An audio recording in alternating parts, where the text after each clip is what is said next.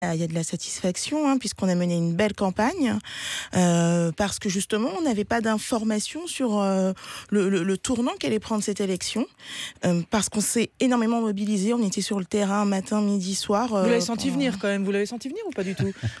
Alors ce résultat, non, je dois le dire.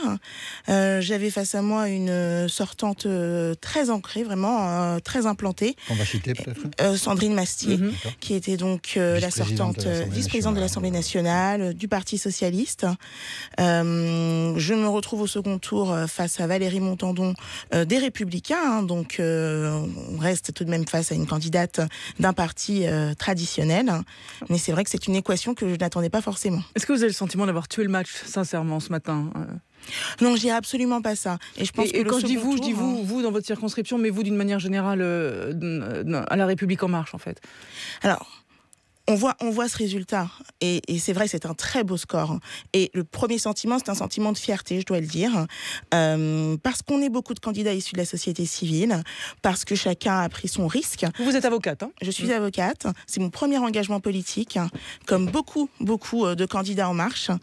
Un risque personnel, une exposition, c'est tout nouveau pour nous, hein. Et donc moi, je suis très fière pour l'ensemble des candidats qui passent ce premier tour, qui seront présents au second tour. Jean-Michel. Avant de vous engager, vous disiez plutôt à gauche ou plutôt à droite?